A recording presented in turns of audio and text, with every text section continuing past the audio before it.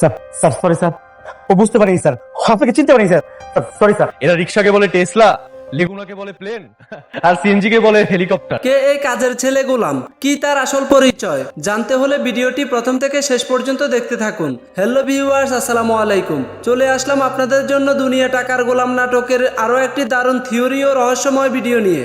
আজকের এই ভিডিওতে আমরা জানানোর চেষ্টা করব গোলাম আসলে কে। সে কি সত্যি একজন সাধারণ কাজের ছেলে, নাকি তার পিছনে লুকিয়ে আছে ভয়ঙ্কর কোনো পরিচয়। তো ভিডিওটি অবশ্যই শেষ পর্যন্ত দেখতে থাকবেন। তার আগে যারা যারা আমাদের চ্যানেলে নতুন রয়েছেন তারা ভিডিওতে একটি লাইক দিয়ে চ্যানেলটিকে সাবস্ক্রাইব করে রাখুন। পাশাপাশি আপনার নাম এবং আপনি আমাদের আজকের এই ভিডিওটি কোন জায়গা থেকে দেখতেছেন সেটাও কমেন্টে জানিয়ে দিবেন, তাহলে পরবর্তী ভিডিওতে আপনার নামটি অ্যাড করা হবে। তো গত ভিডিওতে আমাদেরকে কমেন্ট করেছিলেন কুষ্টিয়া থেকে মোহাম্মদ হোসেন, ঢাকা থেকে রাফি, কুড়িগ্রাম থেকে রাসেল রানা, ইন্ডিয়া থেকে হাবিবুর সর্দার, ফেনী থেকে মুরাদ।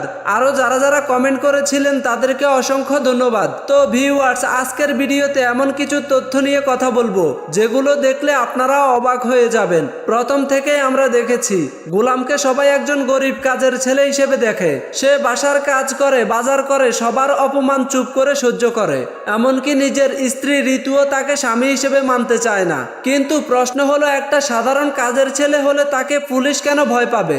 একটা সাধারণ কাজের ছেলের জন্য হেলিকপ্টার কেন পাঠানো হবে?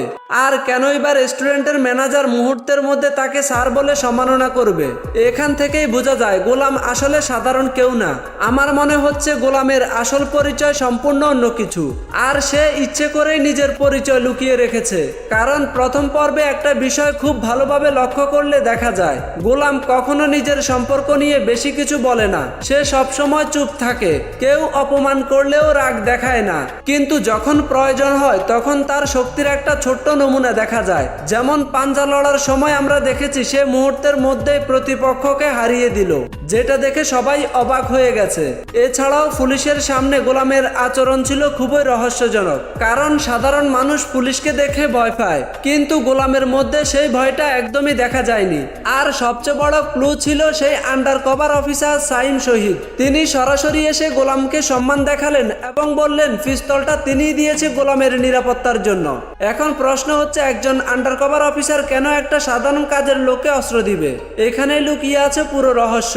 আমার ধারণা গোলাম আসলে কোনো গোপন সংস্থার সদস্য হতে পারে। সে আগে দেশের জন্য কাজ করত, হয়তোবা সে কোনো আন্ডার কভার এজেন্ট যে নিজের পরিচয় গোপন রেখে সাধারণ মানুষের মতো জীবন কাটাচ্ছে।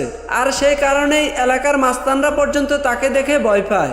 এখন আসি সবচেয়ে রহস্যময় বিষয়টায়, সে ছোট্ট মেয়েটা কেন গোলামকে বাবা বলে ডাক দিল? আমার মনে হচ্ছে এই বিষয়টার সাথেও গোলামের অতীত জড়িয়ে আছে।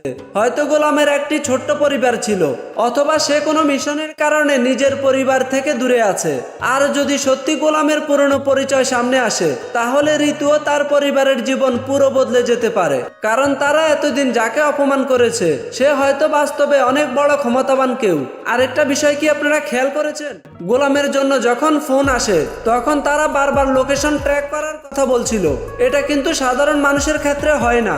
এগুলো সাধারণত বড় কোনো অপরাধী, গোপন এজেন্ট অথবা গুরুত্বপূর্ণ মানুষের ক্ষেত্রেই দেখা যায়। তাহলে কি গোলাম আসলে দেশের কোনো সিক্রেট অপারেশনের সাথে জড়িত, নাকি সে এমন একজন যার নাম শুনলেই অপরাধ জগৎ কেঁপে ওঠে? আমার মনে হচ্ছে দ্বিতীয় পর্বে গোলামের আসল পরিচয় সামনে আসবে, আর সেই পরিচয় জানার পর ঋতু নিজেই অবাক হয়ে যাবে।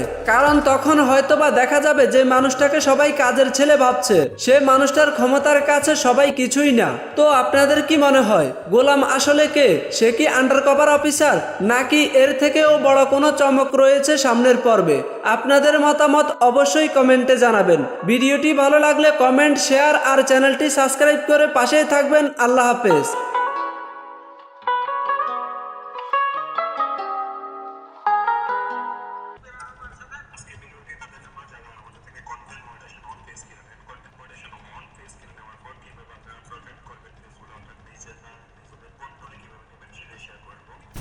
হ্যালো ভিউয়ার্স, নাটকের রিভিউটি কেমন লাগলো অবশ্যই কমেন্ট করে জানাবেন, এবং আজকের নাটকের রিভিউটি ভালো লাগলে অবশ্যই একটি লাইক করবেন এবং একটি কমেন্ট করে চ্যানেলটি সাবস্ক্রাইব করে রাখবেন, কেননা আমরা প্রতিদিন এরকম নাটকের রিভিউ দিয়ে থাকি।